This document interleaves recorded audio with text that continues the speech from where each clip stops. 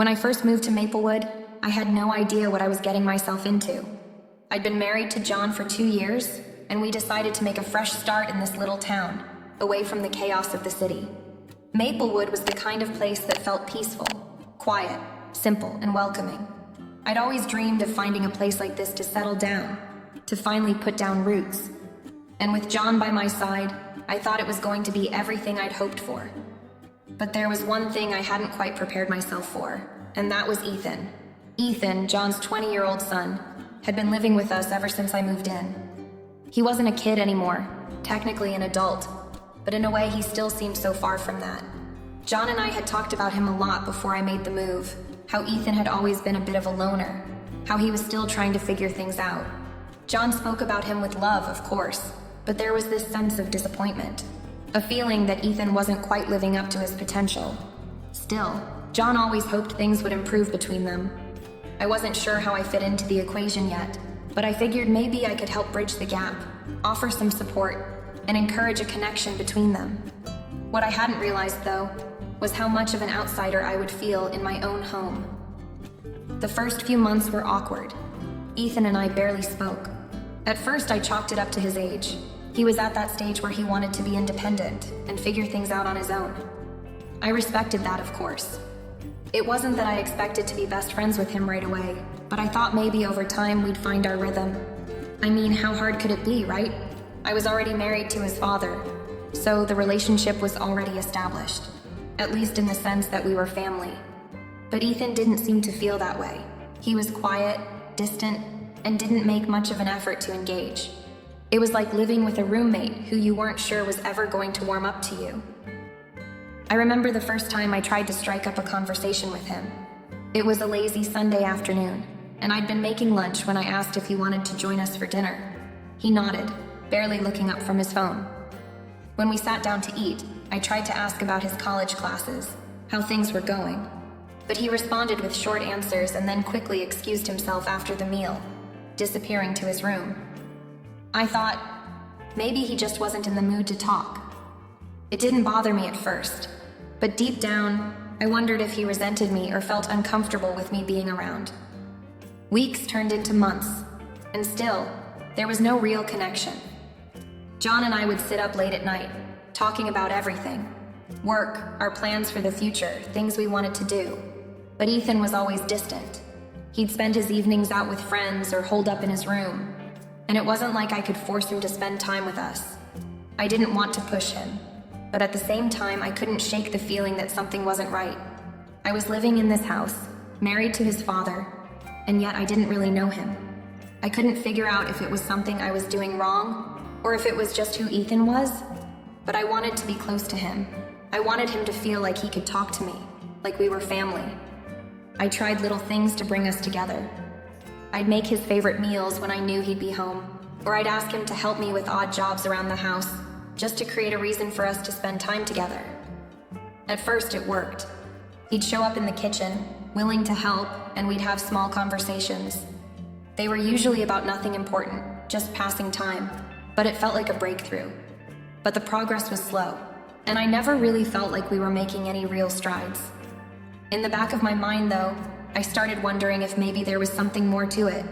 Why was he so distant? Was it just his age? Was it because he didn't want a stepmother? Or was there something else? Every time I tried to connect, I felt like there was a wall that I couldn't climb over. Despite all this, I kept trying. John and I were solid, and I thought that in time, everything would work out. Maybe it just took a little more patience, a little more time for everyone to adjust. I told myself that things were going to get better, that eventually, we'd find our rhythm as a family. But something in the pit of my stomach told me that it wouldn't be that simple, and the unease I felt around Ethan never seemed to go away. Still, I tried to push that feeling down. I didn't want to be the stepmother who gave up too soon. I wanted to make it work, for John's sake, for Ethan's sake, and for my own peace of mind. Looking back now, I can see that that unease wasn't just a feeling, it was a warning, but I wasn't ready to face it then. As the months passed, I began to notice a shift in Ethan's behavior. At first it was subtle, almost too subtle to put my finger on, but then one evening it became impossible to ignore. He started to spend more time at home. Gone were the days when he'd come and go as he pleased, disappearing for hours at a time with his friends or staying locked away in his room. Slowly, it became a routine. He'd be around more often, hanging out in the kitchen or watching TV with John and me in the evenings. It was nice, in a way, that he seemed to want to be involved more, but something about it felt different. Ethan started staying up later, engaging in long conversations with me late at night after John had gone to bed. These weren't the usual surface-level talks about school or the weather. No, these were deeper, more personal. He'd talk about his college plans, his friends, the things that troubled him. At first, I thought maybe it was just the comfort of having someone to listen. But as it continued, I started to feel like there was more to it. I mean, why was he choosing me to share these intimate details with, rather than his dad? I couldn't help but feel flattered by the attention, but a part of me also felt uneasy. He'd look at me with these searching eyes, and I couldn't quite place what he was hoping to find. I tried to be a good listener, offering support and advice where I could, but the longer it went on, the more uncomfortable it made me. Ethan was starting to lean on me emotionally in ways I hadn't expected. He'd call me when he was upset or when he had a problem, and I'd drop whatever I was doing to help him. He seemed to need my presence more and more, and as I became more involved in his emotional world, I began to wonder if it was becoming too much. There were moments when I'd be in the middle of cooking dinner, and Ethan would just appear in the kitchen, standing too close, lingering in a way that didn't feel casual. He'd talk about his day or ask how I was doing, but there was an intensity behind his words, an underlying layer that made me second-guess his intentions. He'd offer to help, sometimes in small ways, like fixing the sink or helping me carry groceries in from the car. But there was always something a little off about it. His touch would linger just a little longer than necessary, or his compliments would feel more charged than they should have been.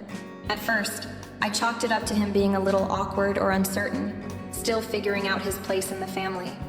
But as time went on, I began to question whether there was more to his actions than just an attempt at kindness. I tried to keep my distance, to remind myself that I was just trying to help him adjust to the new family dynamic. But it wasn't long before I realized that something had changed. Ethan wasn't just leaning on me for support.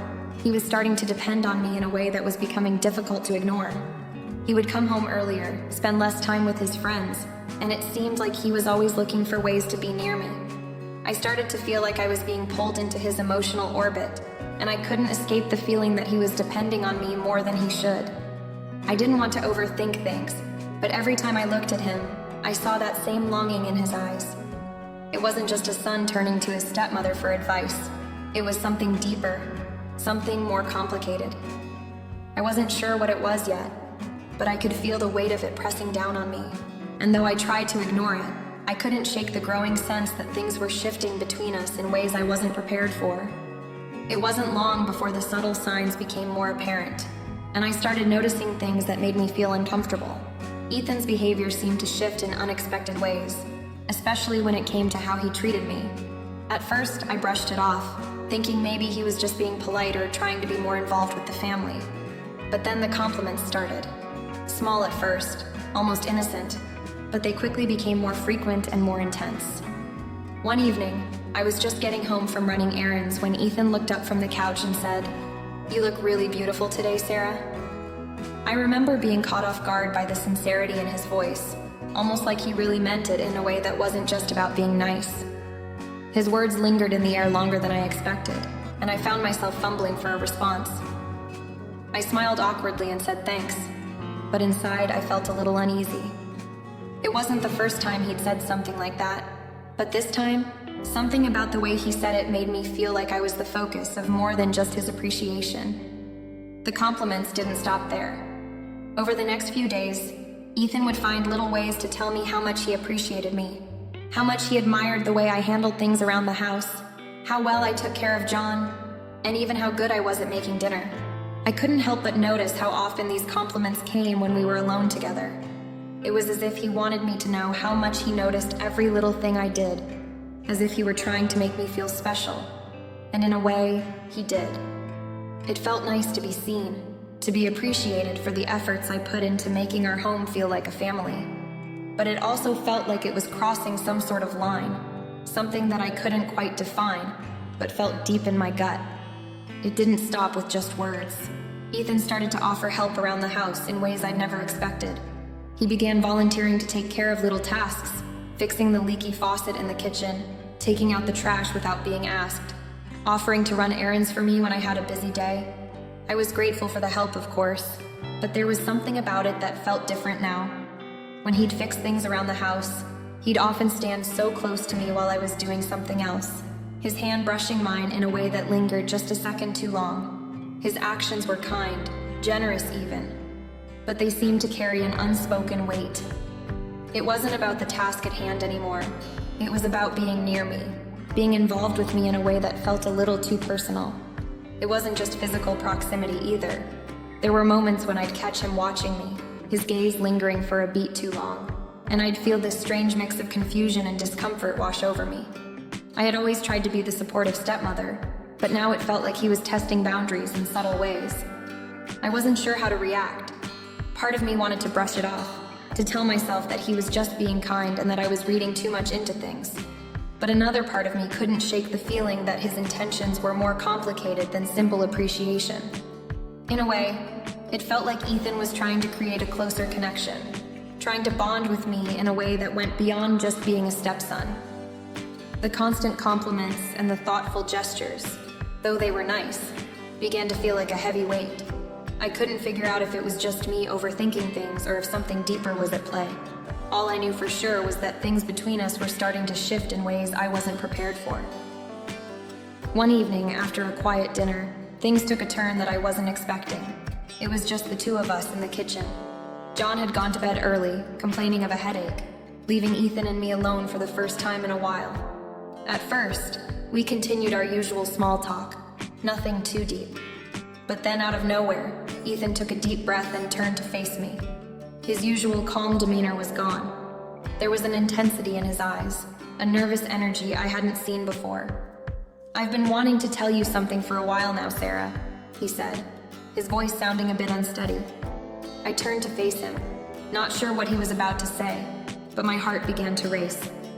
There was something about the way he said my name, something about the seriousness in his tone, that sent a shiver down my spine. "I've developed feelings for you," Ethan confessed, his voice barely above a whisper. "More than just a stepson should feel for his stepmother." I froze.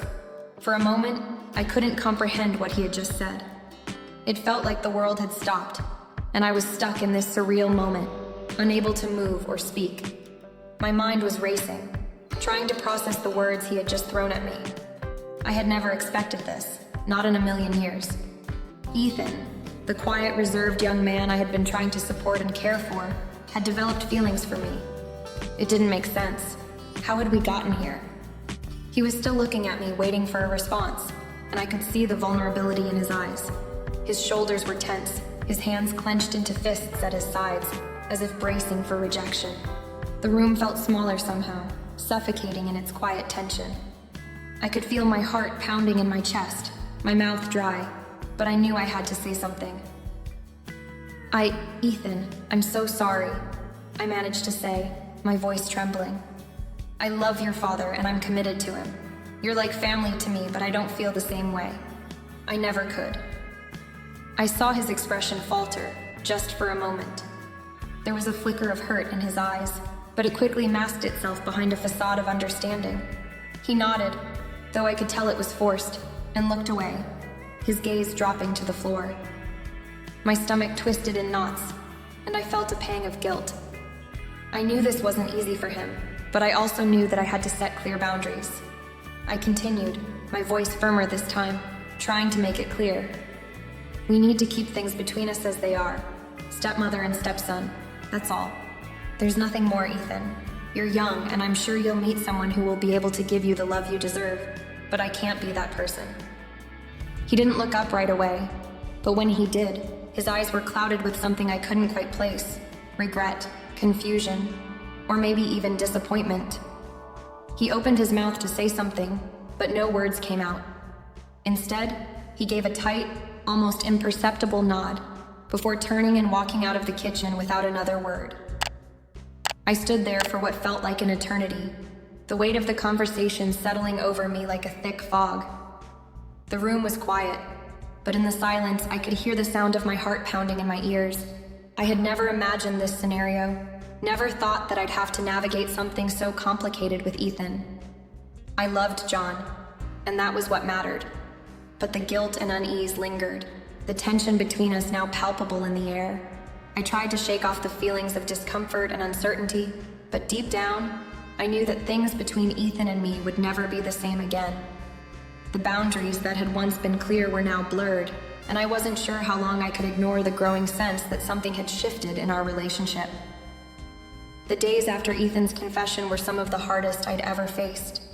I kept replaying the moment over and over in my mind, unable to shake the weight of his words. I had been so certain that I had done the right thing, that I had set the boundaries clearly, but there was this nagging voice inside me, a doubt that refused to let go.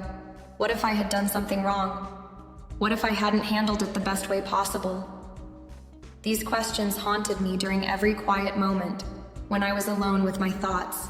Ethan seemed different after that night.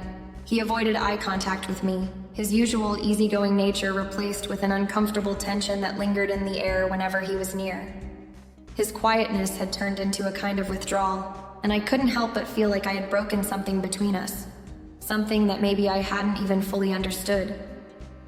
I tried to convince myself that it was for the best, that things needed to return to normal, but it didn't feel normal anymore. The unease was always there, lurking just beneath the surface. I kept asking myself why he had said what he did. Was it really just a misunderstanding? Was he confused, seeking comfort in the wrong way because of everything he had gone through? I knew that he had always been a bit of a loner, spending more time inside his head than with the people around him. Maybe it had been a cry for attention, a desperate attempt to find connection after feeling so alone for so long. But no matter how many times I tried to rationalize it, the fact remained.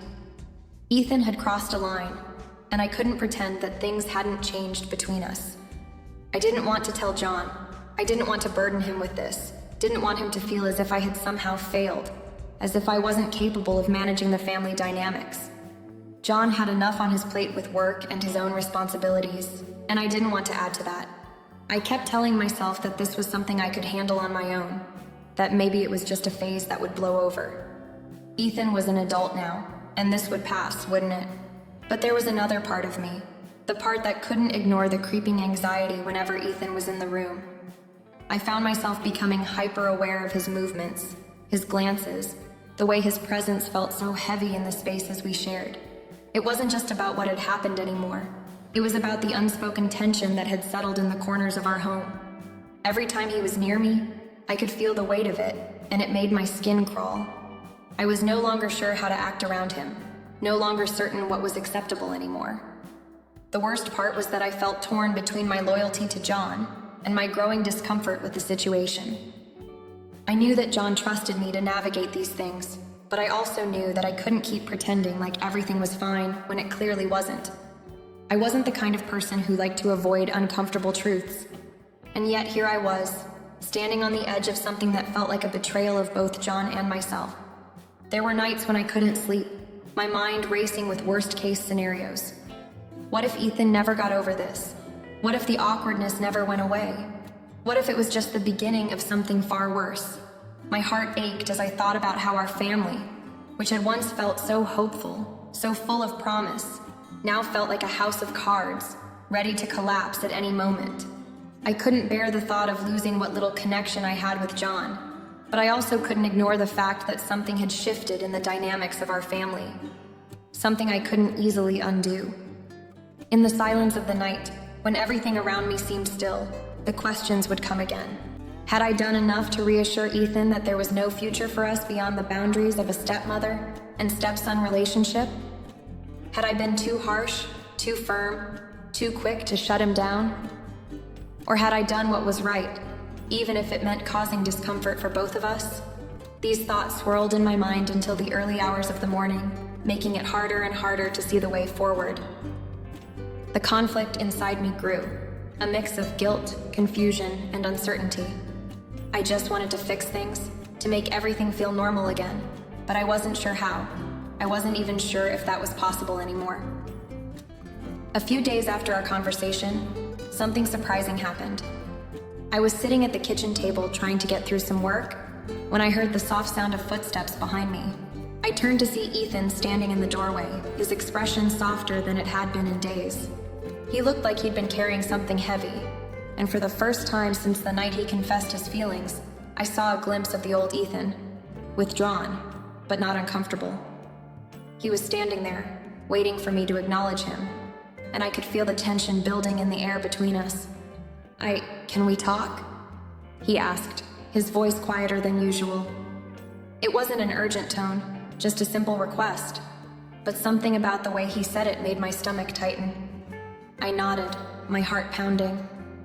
I didn't know what to expect, but part of me was relieved. Maybe he was ready to clear the air, to make things right between us. Maybe he understood now that everything had to change, that there were boundaries that couldn't be crossed. He stepped into the kitchen, sitting down across from me at the table. There was an awkward silence before he spoke again. I've been thinking a lot about what I said, and I'm really sorry, he began, his eyes avoiding mine. I've been stupid, and I should have never put you in that position. You've always been kind to me, and I completely misread the situation. I guess I just got confused. I don't know what I was thinking. The words came out in a rush, as if he couldn't get them out fast enough, but there was sincerity in his voice that caught me off guard. I had expected him to be defensive, maybe to justify his feelings, but instead, he seemed genuinely remorseful. The guilt was written all over his face, and I could see how much it pained him to admit that he had crossed a line. I don't want to make things awkward between us, Sarah, he continued, finally meeting my eyes. I never wanted to hurt you or make you uncomfortable. I was just confused. I know you love Dad, and I should have respected that. I shouldn't have said what I did. He hesitated, his hands fidgeting in his lap. I thought I could talk to you about it. You've always been there for me, and I guess I thought, I don't know. Maybe I thought I was closer to you than I really am. His words struck a chord with me. I could hear the vulnerability in his voice, the raw honesty, and I realized that this wasn't about me at all. It wasn't even about the inappropriate feelings he had. It was about him struggling to find a place where he belonged, to feel understood in a world that sometimes felt isolating. I don't want you to think that I'm angry with you, Ethan, I said softly, trying to keep my voice steady. I just needed you to understand that there are boundaries we can't cross, but I know it wasn't intentional. I know you're just trying to make sense of your feelings, and I'm sorry if I didn't make that clear enough. I should have been more understanding. There was a pause, and for a moment, I could feel the weight between us lifting just a little. Ethan nodded, his expression serious. I get it now. I promise it won't happen again. I wanted to clear the air, so we can both move forward. I don't want to keep making things weird. I know I messed up, but I hope we can still be okay. I smiled gently, though my heart was still heavy. We'll be okay, Ethan. We just need to be honest with each other from now on, okay? And we need to respect each other's space. That's all. Ethan gave a small, relieved nod. Yeah, I'll do better, I promise. The conversation didn't resolve everything, and I knew there was still a long road ahead for both of us to rebuild that sense of normalcy, but it was a step, a necessary one. Ethan's apology, though simple, gave me the reassurance I needed that he understood the gravity of what had happened. It wasn't just about the feelings he had expressed. It was about understanding the responsibility that came with being part of a family, the trust that had been shaken and needed time to heal. I could only hope that this was the start of a new chapter, one where the boundaries were clear and respected, and where we could all move forward without the shadow of that uncomfortable moment hanging over us. But for now, I was relieved that Ethan had apologized. It wasn't the easy thing to do, and I appreciated it more than he probably realized. The conversation with John hadn't gone as smoothly as I'd hoped. Though he had promised to speak with Ethan, I could tell that the air in our home had grown heavier, more strained. The distance between us was palpable. Ethan seemed to retreat even further into himself, as though the weight of his actions had finally caught up with him. The once easy conversations we used to have were now replaced with silence, his eyes avoiding mine whenever he passed by, and a constant unease clung to every room we entered. Days passed, and things only seemed to get worse. The unspoken tension between Ethan and me felt like an invisible wall separating us, and though I tried to act normal, I couldn't ignore how uncomfortable everything had become. I could see that John was struggling to find the right way to handle it, and it wasn't long before the strain began to take its toll on him too. One evening, as I was sitting in the living room, my mind consumed with the mounting tension, I heard the sound of the front door opening. It was late, later than usual, and I looked up to see Ethan standing in the doorway. His expression was unreadable, but there was something different about him, something that made my heart sink. He seemed distant, almost like he had made up his mind about something, and I couldn't shake the feeling that whatever it wasn't good. "Sarah," he began, his voice low, his eyes briefly meeting mine before quickly looking away. I need to talk to you." I stood up, trying to mask the anxiety that had risen in my chest. My heart began to race as I saw Ethan fidgeting with his hands, the nervousness in his posture making it clear that this wasn't going to be an easy conversation. "What's going on?" I asked, my voice trembling slightly. Ethan took a deep breath, and for the first time in days, he finally seemed to meet my gaze. "I've been thinking about everything, about how things have been since all of this started, and I don't think I can stay here anymore," he said, his words coming out slower now, but still carrying the weight of a decision that had been building for a while. I blinked in confusion, unable to comprehend what he was saying at first. "What do you mean? You're not going anywhere, Ethan," I replied, trying to steady myself. It felt like the world was spinning a little faster, the fear rising in my chest as I processed his words. The house felt smaller, as though the walls were closing in around us. "I'm sorry, Sarah," Ethan continued, his voice cracking slightly. "I've caused too much trouble. I can't keep staying here like this. I've messed everything up, and I don't want to make things worse for you, for Dad, for everyone." I stood frozen, my mind struggling to catch up with his words. Ethan leaving? It didn't make sense. It was too sudden, too extreme, and I could see how much it hurt him to even say it. "Ethan, no," I said softly, stepping toward him, but he shook his head, a pained expression crossing his face. "I have to go," he repeated, this time with more finality. "I think it's the best thing for all of us. I need to figure things out on my own. I need some space. I need to get away from the pressure of everything." I could see the conflict in his eyes, the struggle between what he felt and what he knew needed to happen. I wanted to argue with him, to tell him he was overreacting, that things could still be fixed. But deep down, I understood. Ethan was a young man, burdened with his own emotions, and the guilt he carried was far heavier than I had realized. It wasn't just about his feelings. It was about the loss of trust, the uncertainty of where he belonged, and the overwhelming realization that he had crossed a line that couldn't be undone. John came into the room then, having heard the conversation unfolding. His face mirrored the confusion and hurt I felt. "Ethan," he said quietly, his voice thick with emotion, "you don't have to go. We can work through this. We'll figure it out." But Ethan shook his head once more, his eyes filling with tears. "I'm sorry, Dad," he whispered, his voice strained. "I know I've disappointed you. I know I've ruined everything, but I think I need to be on my own for a while. I don't want to keep dragging you both down." John stepped closer to him, placing a hand on his shoulder. "Ethan," he said firmly, "you're not a burden. This isn't something we can just ignore, but we're family. Whatever you're going through, we're here for you." But Ethan shook his head again, stepping back from his father's touch. "I don't think I can stay here. I need to find my own way. I need time to think."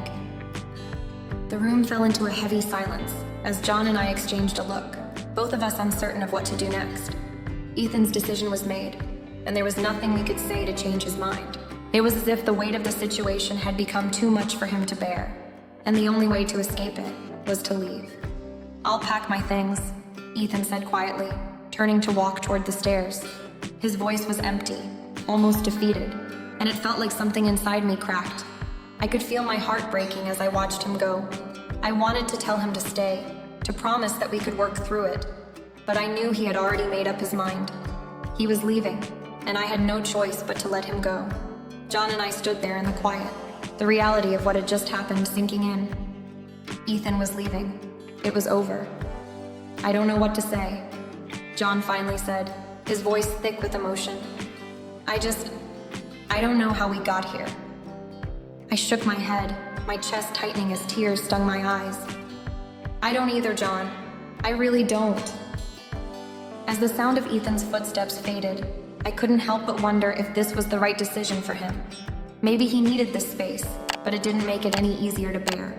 The weight of everything that had happened, the guilt, the discomfort, the distance. It felt like a final chapter closing, and I wasn't sure if I would ever be able to reopen it.